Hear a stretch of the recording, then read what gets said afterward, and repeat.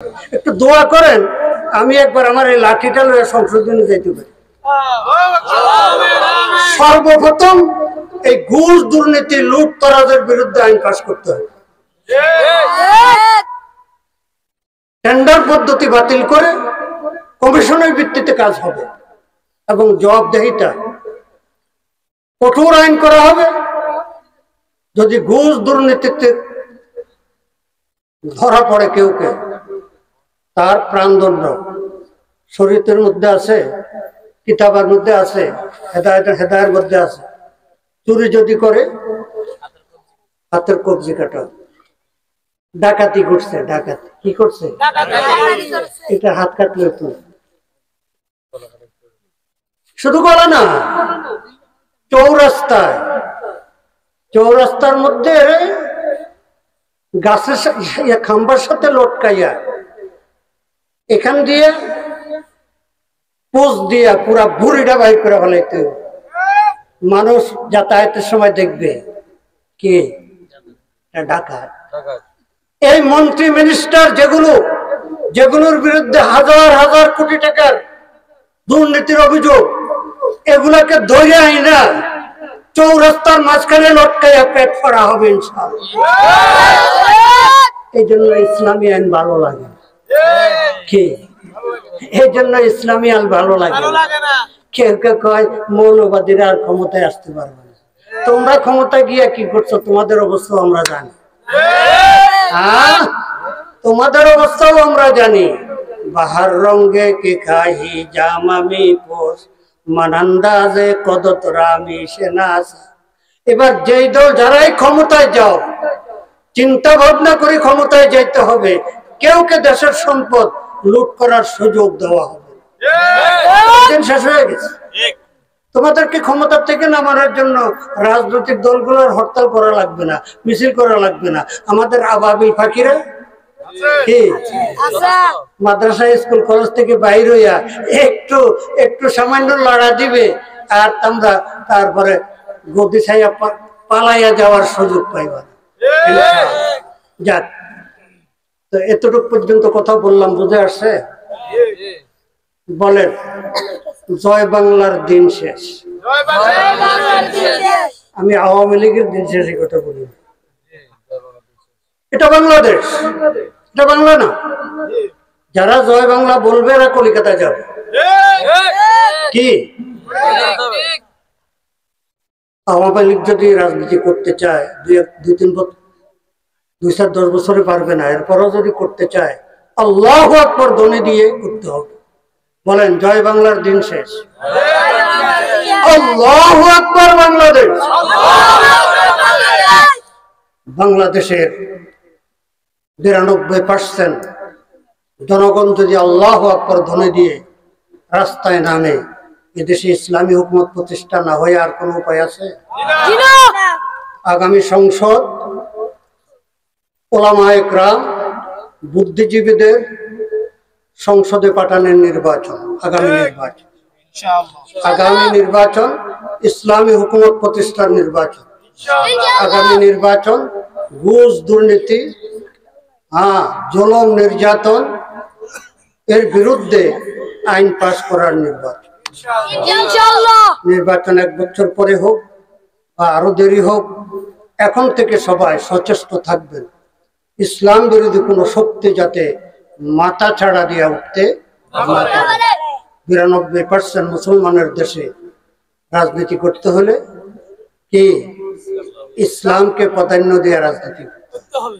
আপনারা জানেন, দেখেছেন, বিএনপির মহাসচিব ফখরুল ইসলাম সাহেব 10 দফা স্বাক্ষর করে গেছে ইসলামী আন্দোলন অফিসে এসে।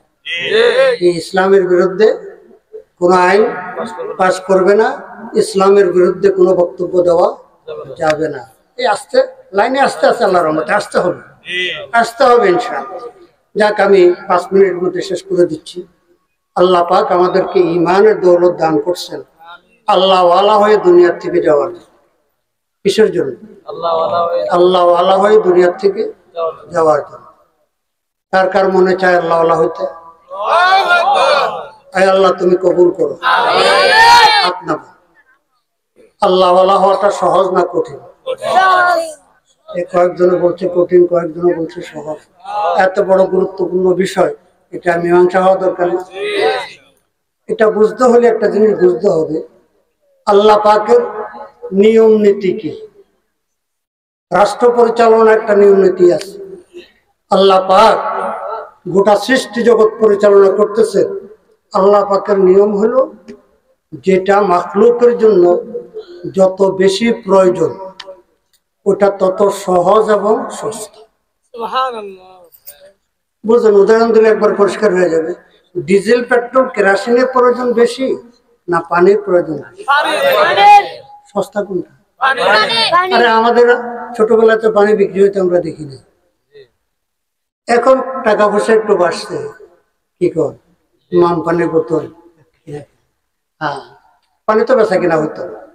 আমরা ছাত্র জীবনে এই নোয়াখালীর থেকে ট্রেনে ঢাকা যাইতাম, এই গোড়াশাল নরসিংদী যাওয়ার পরে ফজরের টাইম হইত। এখন সব সময় ট্রেনে পানি থাকে না, বাথরুমে দুর্গন্ধ থাকে, উজু করা যায় না। তো বাচ্চারা অ্যালুমিনিয়ামের জগা ছিল ওই সময়, এই জগার একটা গ্লাস হাতে লইয়া ট্রেনের মধ্যে উঠতো, মানুষের পানি খাওয়াইত। তো বলতাম, ভাই আমি তো উজু করবো, আমার তো এক গ্লাস পানি হবে না, তোমার এই এক জগ পানি কত? তো আপনারা এলোমেলো ভাবে বসা, মাঝখান দিয়ে জায়গা খালি, তো স্টেজে উপরে বসতে হয় যাতে পিছনের লোকদের দেখতে অসুবিধা না। এখন যে আমি বসছি আপনাদের দেখতে কি অসুবিধা হয়? জি, তাহলে আর উপরে বসার তো প্রয়োজন নেই, ঠিক আছে না? না না, যারা দেখবে না তারা এখানে চলে আসবে, সামনে সব জায়গা আছে। এমন কেউ নাই যে আমাকে দেখে না, সবাই দেখতেছে। আমি দেখি তো একবার শেষে কথা বলছি।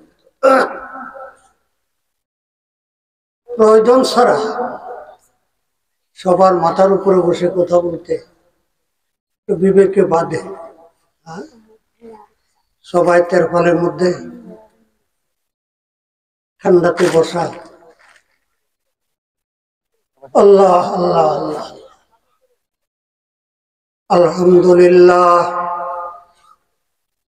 আলহামদুলিল্লাহ নাহমাদুহু ওয়া নাস্তাঈনুহু ওয়া নাস্তাগফিরুহু ওয়া নু'মিনু বিহি ওয়া নাতাওয়াক্কালু আলাইহি ওয়া নাউযু বিল্লাহি মিন শুরুরি আনফুসিনা ওয়া মিন সাইয়্যাতি আ'মালিনা মান ইয়াহদিহিল্লাহু ফালা মুযিল্লা লাহু ওয়া মান ইউযলিলহু ফালা হাদিয়া লাহু ওয়া নাশহাদু আন লা ইলাহা ইল্লাল্লাহু ওয়াহদাহু লা শারীকা লাহু ওয়া নাশহাদু আন্না সাইয়্যিদানা ওয়া সানাদানা ওয়া হাবিবানা ওয়া মাওলানা মুহাম্মদ সাল্লাল্লাহু তাআলা আলাইহি ওয়া আলা আলিহি ওয়া আসহাবিহি ওয়া বারাকা ওয়া সাল্লাম।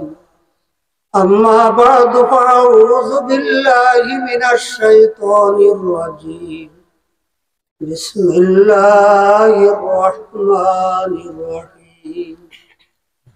ওয়াত্তাকু ইয়াওমান তুরজাউনা ফীহি ইলাল্লাহ সুম্মা তুওয়াফফা কুল্লু নাফসিন বিমা কাসাবাত ওয়া হুম লা ইউযলামুন। সাদাকাল্লাহুল মাওলানাল আযীম ওয়া সাদাকা রাসূলুহুন নবিয়্যুল কারীম ওয়া নাহনু আলা যালিকা লামিনাশ শাহিদিন আশ-শাকিরিন।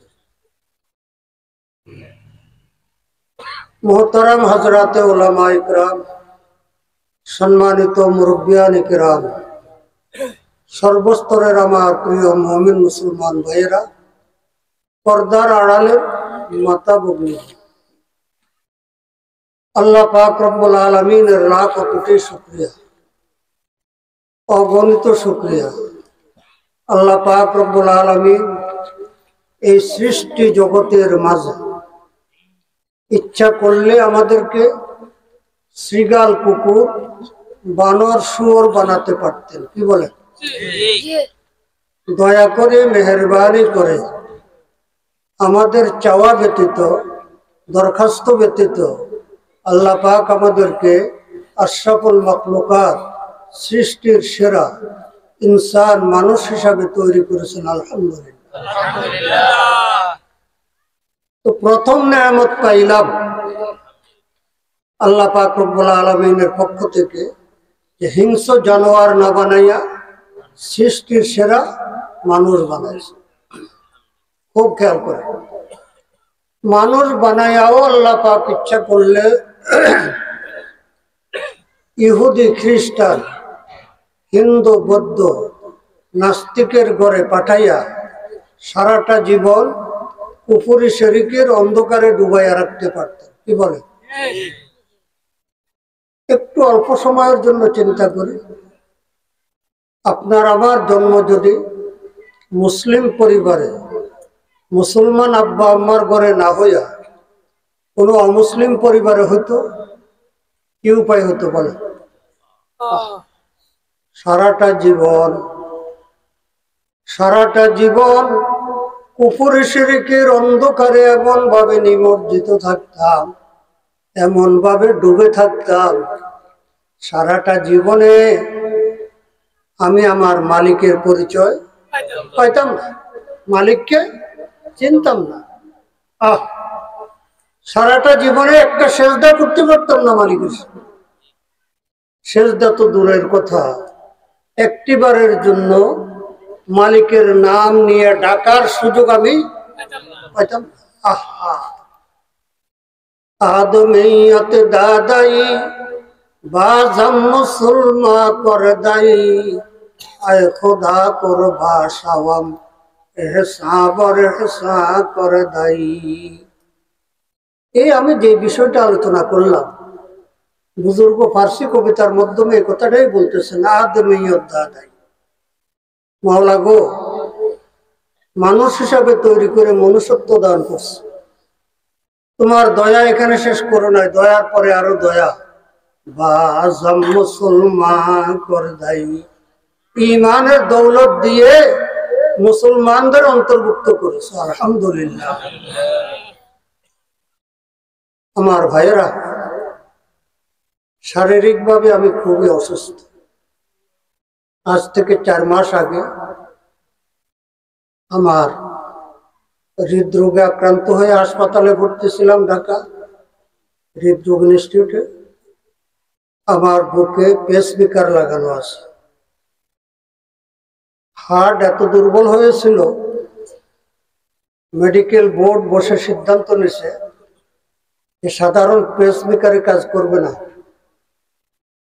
বাংলাদেশের মধ্যে আমেরিকার তৈরি একটা পেসমেকার পাওয়া যায় 12,80,000 টাকা দাম, এটা লাগাইতে হবে। 73 বছর হার্ট চললো, কোনো সাপোর্ট লাগে নাই। আর আল্লাহ পাক একটু দুর্বল করে দিছে, এখন কি 13 লক্ষ টাকার মেশিন লাগে। এই মেশিনটাও আল্লাহ পাকের নিয়ামত, এটা আল্লাহ পাক আল্লাহর বন্দারে দিয়ে বানাইছে। তো আমি, আপনারা বিচলিত যেন না হন, এই জন্য আধা ঘন্টা সময় হাতে নিয়ে কথা বলার চেষ্টা করব, ঠিক আছে তো? হ্যাঁ, শীতের রাতে আল্লাহ আল্লাহ আল্লাহ আল্লাহ আল্লাহ। আমার ভাইরা, ইমানের দৌলত তো পাইলাম, কি পাইলাম? কি পাইলাম? কদরে গওহার শাহ বেদানাত, ইয়া বেদানাত জওহারি, কদরে গুল বুলবুল বেদানাত, ইয়া বেদানাত শাহপরি। গওহার, মণিমুক্তা, জওয়াহেরাত, এগুলোর মূল্য বাদশাহ, জমিদার তারা বুঝে, আর জওহারি এগুলোর ব্যবসায়ী যারা, এরা বুঝে। সাধারণ মানুষ এগুলোর দাম বুঝে। ইমানের দৌলত যে কি পাইলাম, কি পাইলাম, কি পাইলাম। আহা, একজন মুমিন মুসলমান তার জীবনের দাম কত, তার জীবনের এক একটা দিন, এক একটা ঘন্টা, এক একটা সেকেন্ডের দাম কত। বলেন সুবহানাল্লাহ, আলহামদুলিল্লাহ, আলহামদুলিল্লাহ, লা ইলাহা ইল্লাল্লাহ, লা ইলাহা ইল্লাল্লাহ, আল্লাহু আকবার। আল্লাহু আকবার। এই এক একটা তাসবিহ পড়তে এক সেকেন্ড সময় পুরা লাগে না, কিন্তু এর বিনিময়ে কি পাওয়া যাবে? প্যারা রাসূল সাল্লাল্লাহু আলাইহি ওয়াসাল্লাম ইরশাদ করেন, সুবহানাল্লাহি ওয়াল হামদুলিল্লাহি তামলাআন তামলাউ মা বাইনাস সামাওয়াতি ওয়াল আরদ। সুবহানাল্লাহ, আলহামদুলিল্লাহ, এই তাসবিহগুলো তামলাআন, পরিপূর্ণ করে দেওয়ার মতো তাসবিহ। কি পরিপূর্ণ করবে? তামলাউ মা বাইনাস সামাওয়াতি ওয়াল আরদ, সুবহানাল্লাহ। আসমান ও জমিনের মাঝখানের খালি জায়গা। খালি জায়গা কি শুধু একদিকে? জি না, চতুর্দিকে। আমরা যেখানে বরাবর আছি, বসা আছি, আমাদের বরাবর নিচে হলো আমেরিকা। আমরা যেরকম উপরের দিকে চন্দ্র, সূর্য, গ্রহ, নক্ষত্র দেখি, তারাও আমাদের নিচে, ওটা তাদের কাছে উপর মনে হয়, তারাও ওরকম দেখে। অর্থাৎ পৃথিবীটা মাঝখানে,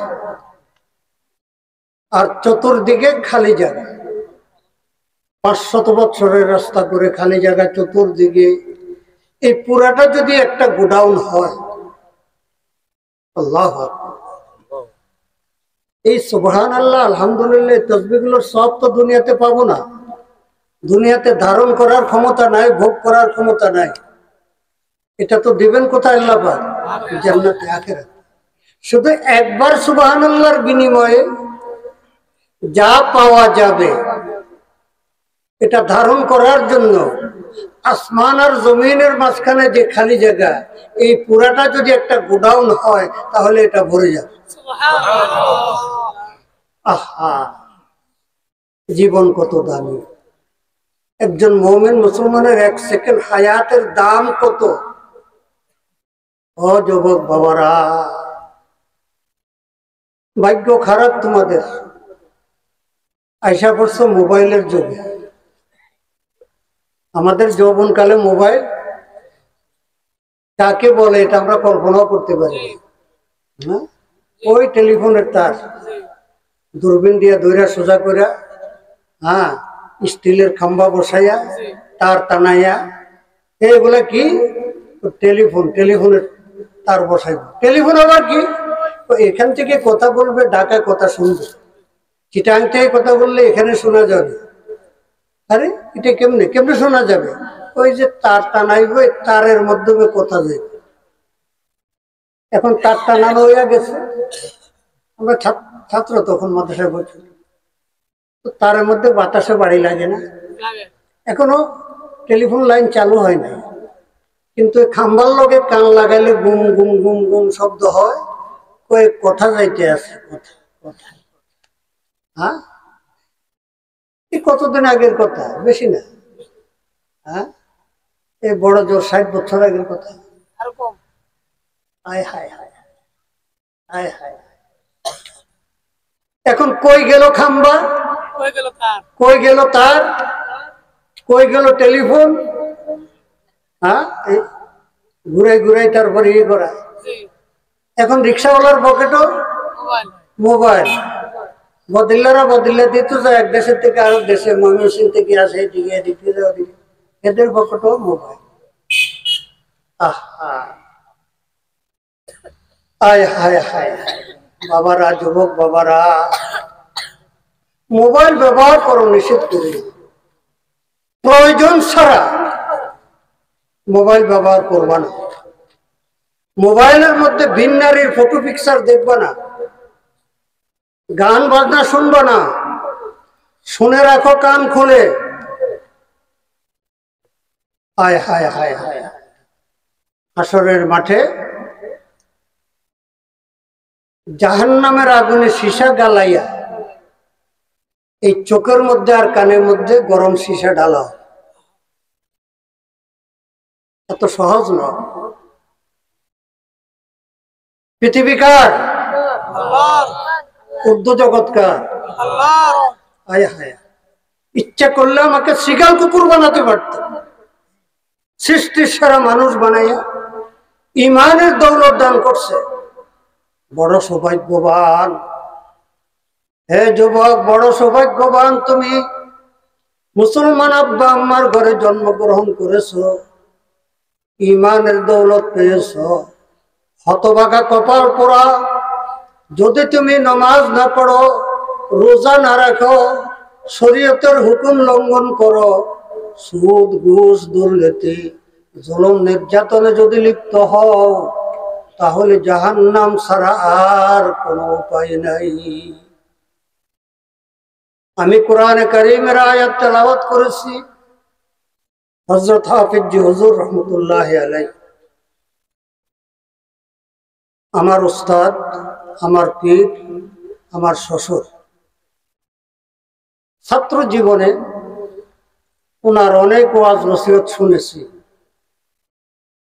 মাদ্রাসায় আমাদেরকে নসিহত করতেন সপ্তাহে একদিন। তিনি এই আয়াতটা পড়ে পড়ে ওয়াত্তাকু ইয়াওমান, কে বলতেছে? আল্লাহ পাক। ভয় করো ওই দিনকে, ওই দিনকে ভয় করো। ভয় করো। তুরজাউনা ফীহি ইলাল্লাহ, যেই দিন তোমরা সকলেই আল্লাহ পাক রব্বুল আলামিনের নিকটে ফিরে যাইবা। সেই দিনটা কোন দিন? কিয়ামতের দিন। কিয়ামতের প্রথম সিংহায় ফুকের লোকে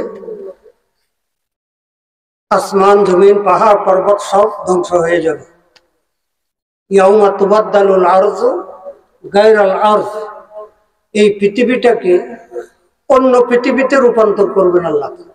এই জমিনটাকে, নদী নালা খাল বিল সাগর কিছু থাকবে না, পাহাড় পর্বত কিছু থাকবে না, সমতল তামার জমি। বর্তমান পৃথিবী যতটুকু, এর চাইতে বহু গুণ বড় করে আল্লাহ পাক তামার জমিন তৈরি করবেন। দ্বিতীয় সিংহায় ফুঁক দেওয়ার সাথে সাথে ফাইজাহুম কিয়ামুন ইয়ানজুরুন, প্রত্যেকেই নতুন করে জীবিত হবে। শুধু আমরা মানুষ নয়, অন্যান্য জীবজন্তু যারা আছে তারাও জীবিত হবে।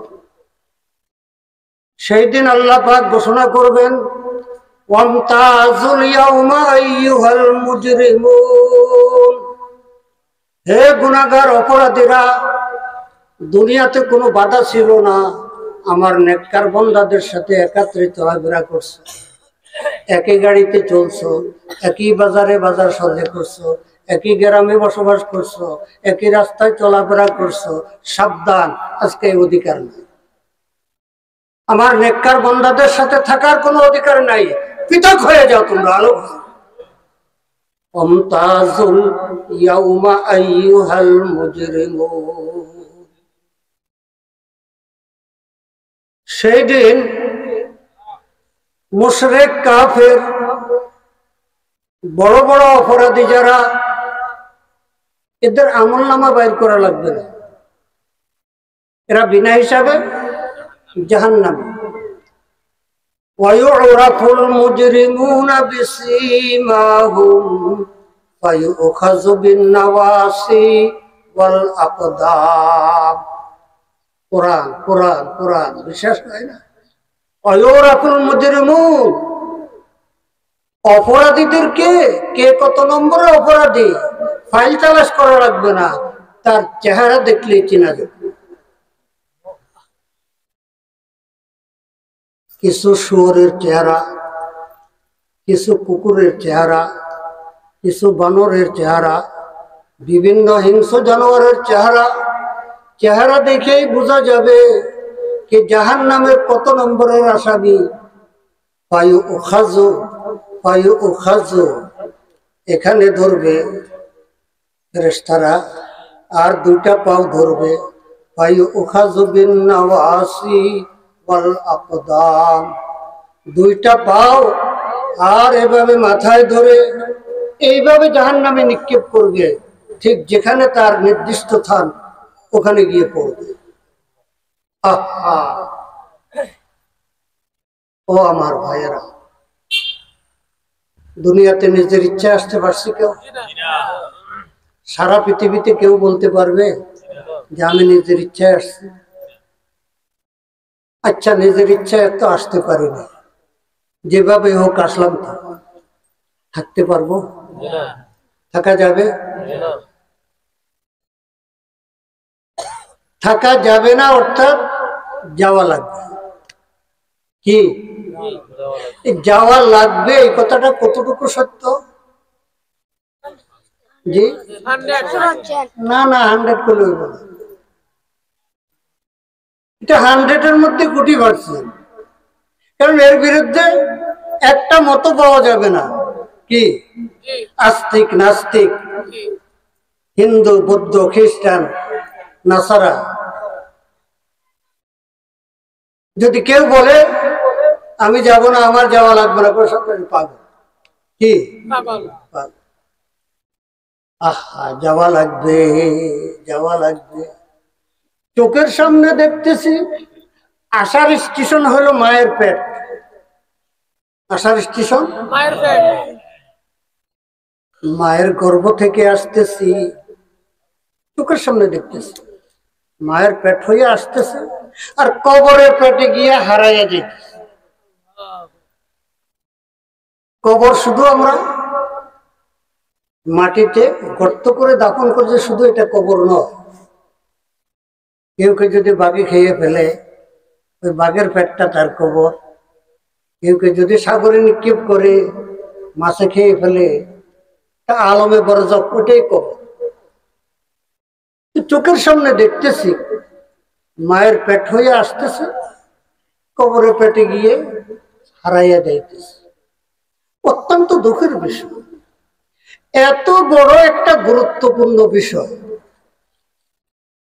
যে মানুষ মায়ের পেটে আসার আগে কোথায় থাকে, কোত্থেকে আসে, কবরের পেটে গিয়া কোথায় হারাইয়া যায়, এ সম্পর্কে প্রাইমারি সিলেবাসে কোনো আলোচনা আছে? হাই স্কুলের, কলেজে, ইউনিভার্সিটিতে? বাহ, নিজেদেরকে আবার শিক্ষিত দাবি করে, আবার কয় মোল্লারা কি বুঝে। হ্যাঁ, ছেলের মধ্যে তোরা কি বুঝিস?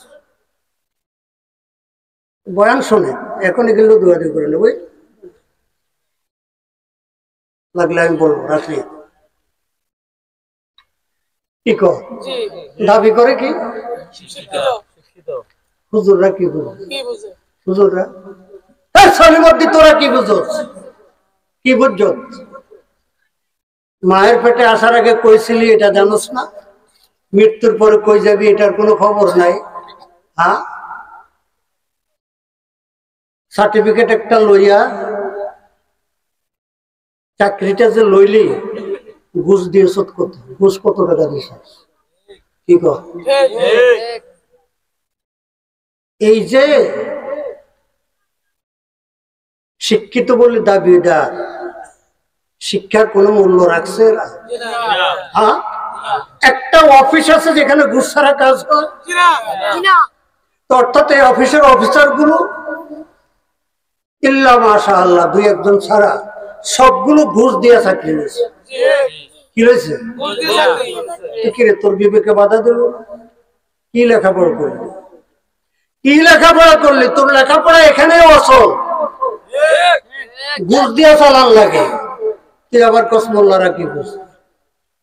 মোল্লারা কি বুঝে? মোল্লারা কি বুঝে দেখতে চাস? আল্লাহ বাঁচাইয়া রাখো, আল্লাহ বাঁচাইয়া রাখো। দোয়া করেন আগামী নির্বাচন ইসলামী হুকুমত প্রতিষ্ঠার নির্বাচন।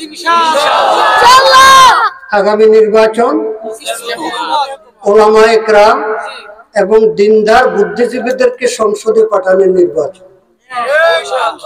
আমরা চেষ্টা করতেছি বাংলাদেশে যে কটা ইসলামিক দল আছে ঐক্যবদ্ধভাবে আমরা সকলে নির্বাচন করি।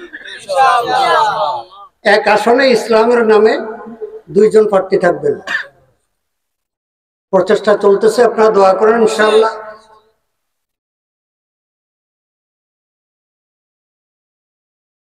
এ পর্যন্ত যারাই ক্ষমতায় গিয়েছে, আমি একে একে নাম নিয়ে বলার দরকার নেই, যারাই এ পর্যন্ত ক্ষমতায় গিয়েছে সরকারি সম্পদ লুণ্ঠন করা ছাড়া জাতিকে কিছুই দিতে পারে। যে অল্প সময় পাইছে তার লুণ্ঠনের পরিমাণটা একটু কম, যে একটু বেশি পাইছে তার লুণ্ঠনের পরিমাণটা একটু বেশি। আর একটা চরিত্র, কলে বলে ক্ষমতায় একবার যাইতে পারলে আর কি নামতে চায় না, নামতে চায় না। আওয়ামী লীগ ক্ষমতায় আসলো, যাদের কথা ছিল গণতন্ত্র, গণতন্ত্রের লাশের উপরে পাড়া দিয়া ক্ষমতা। কি দিনের ভোট রাত্রে, দিনের ভোট রাত্রে। পারে নাই কেবল আমার এলাকা, আওয়ামী লীগ ছিল না? হ্যাঁ, 2 বার ইউনিয়ন পরিষদ, 1 বার উপজেলা পরিষদ। যেমন কুকুর তেমন মুগুর লইয়া নামছিল। আয় কেন্দ্র দখল করতে কে আসবি? আয়।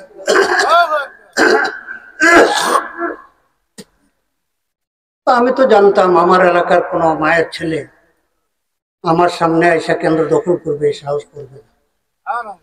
তো বলতো রামগঞ্জ, রায়পুর, নোয়াখালী বিভিন্ন জায়গা থেকে ক্যাডার আন। বলছে হ্যাঁ ক্যাডার আনো, নিষেধ নাই, তবে ক্যাডারদেরকে বলবা মাতা পিতা আত্মীয় স্বজনের কাছ থেকে যেন শেষ বিদায় নিয়ে আসে। আমি একজনকেও ফেরত যাইতে দিব না, তবে জীবনে মারবো না, পায়ের নালা ভাঙে দেয়, পায়ের নালা ভাঙে। ভোটারদেরকে বলছি এমন জুতা পরে কেন্দ্রে যাইবা না। আমার এই বক্তব্য ভাইরাল হয়েছে, শুনছেন না অনেকে, যে এমন জুতা পরে কেন্দ্রে যাইবা না যেটা খুলতে দেরি হয়। যখন দেখবা তোমার ব্যালট পেপারটা টান দিতেছে, কি টান দিয়া নিয়ে হে নৌকায় সিল দিব, ঠাস করে একটা বাড়ি গালে লাগাই জুতা দিয়া 5,000 টাকা পুরস্কার, 2টা বাড়ি দিলে 10,000 টাকা পুরস্কার। কই আমাকে তো গ্রেফতার করতে পারলো না। আমি কথা বলছি সত্য, কিন্তু আইনের ভিতরে। কি জুতার বাড়ি কাকে দিতে বলছি? যে ব্যালট পেপার টান দিবে, নিকৃষ্ট হয় জায়গা। হ্যাঁ, এখন এর বিরুদ্ধে যে করে এ ধরা পড়ে যাবো না? হ্যাঁ, তো যাক আল্লাহ পাকের মেহরবানি। আমার মতো আর 10-15টা যদি দেশে লোক পাইতাম তো হাসিনার চেয়ার আরো 10 বছর আগে যেত। তো যাক, মাঝখান দিয়ে কথা আসছে, কথা শেষ করি ফেলে। আমরা তো এখন নতুন করে স্বাধীন, নতুন করে স্বাধীন না? পাকিস্তান হওয়ার 25 বছর পরে আমরা 72-এ দেশ স্বাধীন হলো 9 মার্চ যুদ্ধের ভিতর দিয়ে। কি স্বাধীন? কারা স্বাধীন ছিল? চোর, ডাকাত, হাইজাকার, এদের স্বাধীনতা ছিল। কি এমপি হয়ে ক্ষমতায় গেছে, মন্ত্রী হয়ে ক্ষমতায় গেছে, রাষ্ট্রীয় সম্পদ লুণ্ঠন করা ছাড়া জাতিকে কিছুই দিতে পারে। শুধু একদল নয়, যে যায় লঙ্কায় সেই হয় হনুমান। কিভাবে হইলো এটা বুঝুন ভালো করে। ওয়াজ তো সারা বছর শুনছে, এই তিতা ওয়াজ একটু শুনিল, কি কর শোনার দরকার নেই। হ্যাঁ, লুট করে কেমনে? কি ব্যাংকের থেকে টাকার বস্তা দিয়ে দেয়? হ্যাঁ, ওই ব্রিটিশ 250 বছর আমাদের দেশ শোষণ করছে।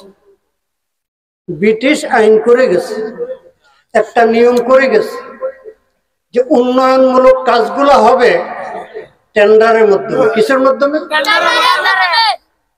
আইনটা এমন করছে কাজে লাগবে কত টাকা, টেন্ডার হইল কত টাকা, এটা জিজ্ঞাসাবাদ করার কারো অধিকার নাই। এই সুযোগে গিয়া 1 কোটি টাকার কাজ বরাদ্দ দিচ্ছে 10 কোটি। আপনি দেখতেছেন রাস্তা পাকা হইতেছে, ব্রিজ হইতে আছে। এই যুবকদের এই দল সেই দল, এই লীগ সেই লীগ, অনেক তো আছে। কোন একটা যুবক রাস্তা দাঁড়ায় কন্ট্রাক্টরকে বলছে, দেখি এস্টিমেটটা দেখাও, কয় কিলোমিটার, বরাদ্দ কত, এস্টিমেটটা দেখাও। কোন যুবককে দেখছেন? বরং ওই নেতাদের পিছনে দৌড়ায় দৌড়ায়, কন্ট্রাক্টর পিছনে দৌড়ায় দৌড়ায়। খাইবার তো অনেক, আমগরও কিছু ভাগ দাও, কি আমগরও কিছু ভাগ দাও। এই জন্য দেশের এই অধপতন।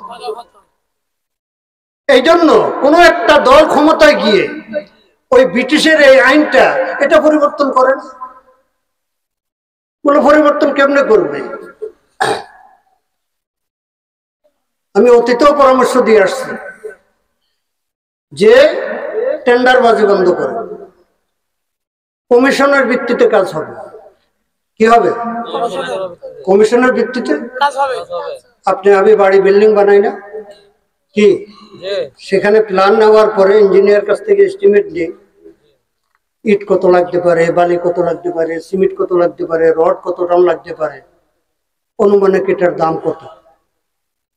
এরপরে রাজমিস্ত্রির সাথে আমি কন্ট্যাক্ট করি যে আমার এই মাল মেটেরিয়ালসের এত বর্গ ফুট আমার বিল্ডিং, এটার কাজ শেষ করবা, আমি কন্ট্যাক্ট দিব, কত স্কোয়ার ফুট কত করে বলো। কি হয় না কাজ? তো টেন্ডারের মাধ্যমে কাজ না দিয়ে 10 কিলোমিটার রাস্তা পাকা হবে, ইঞ্জিনিয়ার এখানে প্ল্যান দিবে, হ্যাঁ কংক্রিট বালি কংক্রিট এটা কি 1 ফুট না 8 ইঞ্চি, নিচে বালু কতটুকু, এর উপরে পাথর ডালাই কতটুকু, ফিস ডালাই কতটুকু, এস্টিমেট দেওয়া থাকবে। এই এত এত মাল মেটেরিয়ালস লাগবে, তুমি এই কাজ করবা, কাজ করার পরে তোমাকে শতকরা এত % কমিশন দেওয়া হবে। মনে করেন শতকরা 10%, তাহলে 10 কোটি টাকার কাজ করলে কন্ট্রাক্টর 1 কোটি টাকা পায়। ঠিক আছে না? কিন্তু এইভাবে করলে তো আর মন্ত্রীরা এখান থেকে ভাগ নিতে পারে না। কি এই যে সচিবালয়ে আগুন লাগছে শুনছেন? পাকিস্তান আমলে লাগলো না কেন? বাংলাদেশের 53-54 বছর লাগলো না কেন? এখন লাগলো কেন? এমন এমন প্রকল্প ফাইলেবল আছে কি যে কাশীনগর বাজার থেকে, কাশীনগর বাজার কোন দিকে? এইদিকে। কাশীনগর বাজার থেকে দক্ষিণ দিকে 3 কিলোমিটার পরে অমুক নদীর উপরে 1000 মিটার একটা ব্রিজ, এত শত কোটি টাকা। এটা ফাইলে আছে, এটা কি আর কেউ দেখছেন? এইটা কারণ কি প্রধানমন্ত্রীর নিজস্ব লোক, আওয়ামী লীগের বড় লিডার, তার প্রকল্প সবাই জানে। যারা যারা কথা কই না, যারা যারা দস্তখত করার কি পরিদর্শন হয়ে গেছে, কাজ শতভাগ হয়ে গেছে, সব ঠিক হয়ে গেছে, আসলে এখানে নদীও নাই ব্রিজও নাই। ফাইলেবল কোথায়? এই যে বিদেশে হাজার হাজার কোটি টাকা পাঠায়, কেমনে পাঠায়? এইভাবে পাঠায়। একটু দোয়া করেন আমি একবার আমার এই লাঠিটা লয়ে সংশোধনে যাইতে পারি। সর্বপ্রথম এই ঘুষ দুর্নীতি লুটতরাজের বিরুদ্ধে আইন পাস করতে হবে। টেন্ডার পদ্ধতি বাতিল করে কমিশনের ভিত্তিতে কাজ হবে এবং জবাবদেহিতা কঠোর আইন করা হবে। যদি ঘুষ দুর্নীতিতে ধরা পড়ে কেউ তার প্রাণদণ্ড শরীয়তের মধ্যে আছে, কিতাবের মধ্যে আছে, হেদায়েতের মধ্যে আছে। চুরি যদি করে হাতের কবজি কাটা। ডাকাতি করছে, ডাকাতি কি করছে, এটা হাত কাটলে তো শুধু বলে না, চৌরাস্তার মধ্যে গাছের খাম্বার সাথে লটকাইয়া এখান দিয়ে পোস্ট দিয়া পুরা বুড়িটা বাইর করে ফেলাইতে মানুষ যাতায়াতের সময় দেখবে কে ডাকাত। এই মন্ত্রী মিনিস্টার যেগুলোর বিরুদ্ধে হাজার হাজার কোটি টাকার দুর্নীতির অভিযোগ, এগুলাকে ধরে আইনা চৌরাস্তার মাঝখানে লটকাইয়া পেট ফাড়া হবে ইনশাআল্লাহ। এই জন্য ইসলামী আইন ভালো লাগে কি? এই জন্য ইসলামী আইন ভালো লাগে না। কেউ কেউ কয় মৌলবাদীরা আর ক্ষমতায় আসতে পারবে না। তোমরা ক্ষমতায় গিয়া কি করছো তোমাদের অবস্থা আমরা জানি। তোমাদের অবস্থাও আমরা জানি। বাহার রঙ্গে কে খাহি জামামি পোষ মানান্দাজে কদত রামি সেনাস। এবার যেই দল যারাই ক্ষমতায় যাও, চিন্তা ভাবনা করে ক্ষমতায় যাইতে হবে। কেউকে দেশের সম্পদ লুট করার সুযোগ দেওয়া হবে। শেষ হয়ে গেছে। তোমাদেরকে ক্ষমতা থেকে নামানোর জন্য রাজনৈতিক দলগুলোর হরতাল করা লাগবে না, মিছিল করা লাগবে না।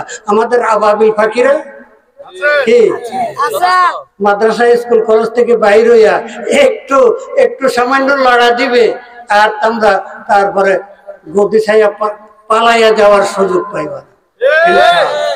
যাক, তো এতটুকু পর্যন্ত কথা বললাম, বুঝে আসছে? বলেন, জয় বাংলার দিন শেষ। আমি আওয়ামী লীগের দিন শেষের কথা বলি। এটা বাংলাদেশ, এটা বাংলা না। যারা জয় বাংলা বলবে এরা কলিকাতা যাবে কি? আওয়ামী লীগ যদি রাজনীতি করতে চায় 2-4-10 বছরে পারবে না। এরপরও যদি করতে চায় আল্লাহু আকবার ধ্বনি দিয়ে করতে হবে। বলেন, জয় বাংলার দিন শেষ। আল্লাহু আকবার। বাংলাদেশ, বাংলাদেশের 92% জনগণ যদি আল্লাহু আকবার ধ্বনি দিয়ে রাস্তায় নামে, এদেশে ইসলামী হুকুমত প্রতিষ্ঠা না হয়ে আর কোনো উপায় আছে? আগামী সংসদ ওলামায়ে কেরাম বুদ্ধিজীবীদের সংসদে পাঠানোর নির্বাচন, আগামী নির্বাচন ইসলামী হুকুমত প্রতিষ্ঠার নির্বাচন। আগামী নির্বাচন ঘুষ দুর্নীতি, জুলুম নির্যাতন এর বিরুদ্ধে আইন পাস করার নির্বাচন। নির্বাচন 1 বছর পরে হোক বা আরো দেরি হোক, এখন থেকে সবাই সচেষ্ট থাকবেন ইসলাম বিরোধী কোনো শক্তি যাতে মাথা ছাড়া দিয়ে উঠতে।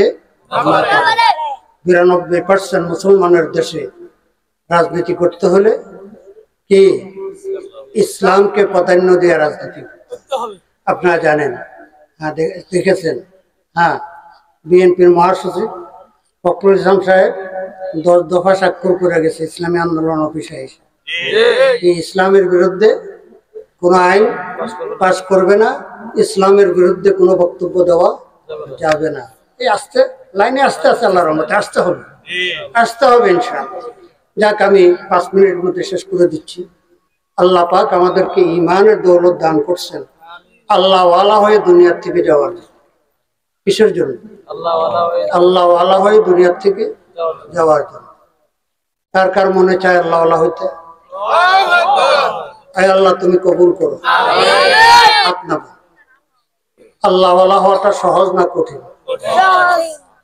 কয়েকজনে বলছে কঠিন, কয়েকজনে বলছে সহজ। এত বড় গুরুত্বপূর্ণ বিষয়, এটা মীমাংসা হওয়া দরকার। এটা বুঝতে হলে একটা জিনিস বুঝতে হবে, আল্লাহ পাকের নিয়ম নীতি কি। রাষ্ট্র পরিচালনা একটা নিয়ম নীতি আছে। আল্লাহ পাক গোটা সৃষ্টি জগৎ পরিচালনা করতেছে। আল্লাহ পাকের নিয়ম হলো যেটা মাখলুকের জন্য যত বেশি প্রয়োজন ওটা তত সহজ এবং সস্তা। সুবহানাল্লাহ। বুঝলেন? উদাহরণ দিলে একবার পরিষ্কার হয়ে যাবে। ডিজেল পেট্রোল কেরাসিনের প্রয়োজন বেশি না পানির প্রয়োজন বেশি? সস্তা কোনটা? আরে আমাদের ছোটবেলাতে পানি বিক্রি হইতে আমরা দেখি না। এখন টাকা পয়সা একটু বাড়ছে, কি কর মান পানির বোতল, হ্যাঁ পানি তো বেচা কিনা হইতো। আমরা ছাত্র জীবনে এই নোয়াখালীর থেকে ট্রেনে ঢাকা যাইতাম, গোড়াশাল নরসিংদী যাওয়ার পরে ফজরের টাইম হইত। এখন সব সময় ট্রেনে পানি থাকে না, বাথরুমে দুর্গন্ধ থাকে, উজু করা যায় না। তো বাচ্চারা অ্যালুমিনিয়ামের জগা ছিল ওই সময়, এই জগার একটা গ্লাস হাতে লইয়া ট্রেনের মধ্যে উঠতো, মানুষের পানি খাওয়াইতো। তো বলতাম, ভাই আমি তো উজু করবো, আমার তো এক গ্লাস পানি হবে না, তোমার এই এক জগ পানি কত? আপনি উজু করেন। তো কত দেওয়া লাগবে? খুশি হইয়া যা দেন, কারণ এটার দাম চাইতে পারে না, পানি তো বেচা কিনা হয় না, কি কেন দাম চাইতে পারে না। তো যেটা যত বেশি প্রয়োজন সেটা তত সহজ। আরেকটা উদাহরণ দেয়, মাটির প্রয়োজন বেশি না সোনার প্রয়োজন বেশি? কারো ঘরে যদি এক রত্তি সোনা না থাকে কি অসুবিধা হবে? পেটে খিদা বেশি লাগবে? মাথা ব্যথা করবে? হ্যাঁ, বরং যত বেশি থাকবে চোরে টের পাইলে তত তাড়াতাড়ি আসবে, কে চোর ডাকে। আয় হায়, এটার এত দাম। আর মাটি, বরং যারা ইরিশ চাষ করে তার টাকা দেওয়া লাগবে না, তুমি 6 ইঞ্চি করে কেটে হয়ে যাবে, কি ঠিক নেই? আল্লাহ আল্লাহ। তো এই জন্য হাফেজ হওয়া কঠিন, আলেম হওয়া কঠিন, মুফতি মুহাদ্দিস হওয়া কঠিন, ডাক্তার ইঞ্জিনিয়ার মাস্টার হওয়া কঠিন, চেয়ারম্যান এমপি মন্ত্রী হওয়া কঠিন, সব কঠিন, সব কঠিন। আল্লাহ ওয়ালা হওয়া সহজ। আল্লাহ ওয়ালা হওয়া মুখের কথা না, আল্লাহ পাক কোরআনে বলতেছে, আলা ইন্না আউলিয়া আল্লাহি লা খাউফুন আলাইহিম ওয়ালা হুম ইয়াহজানুন। আলা, সাবধান বাড়ি, সাবধান। সাবধান কাকে করা হয়? যে সামনে বিপদ তার খবর নাই, সামনে বিপদ এ সাবধান। বিদ্যুতের তার বা নদীর পাড়ে সাইন ভেঙ্গে পড়বো বা সাপ সামনে শুয়ে রয়েছে, সাবধান। তো আল্লাহ পাক কোরআনে কারিমে এই সাবধান বাড়ি উচ্চারণ করছেন, আল্লাহ সাবধান হে আমার বান্দাগণ, তোমার ধারণা ভুল। তুমি মনে করছো অনেকগুলো টাকার মালিক হলে আমার সকল সমস্যা সমাধান হয়ে যাবে। তুমি মনে করেছো আমি যদি বড় একটা চাকরি পাই, আমি যদি বৈধ অবৈধভাবে অনেকগুলো টাকা কামাই করতে পারি, চেয়ারম্যান হতে পারি, এমপি হতে পারি, মন্ত্রী হতে পারি, তাহলে আমি সফল। না, সাবধান সাবধান। ইন্না আউলিয়া আল্লাহি লা খাউফুন আলাইহিম ওয়ালা হুম ইয়াহজানুন। এই পৃথিবীর বুকে নিরাপদ যদি কোনো গোষ্ঠী, কোনো দল যদি থাইকা থাকে, তারা হলো আউলিয়া আল্লাহ, আমার প্রিয় বন্ধু।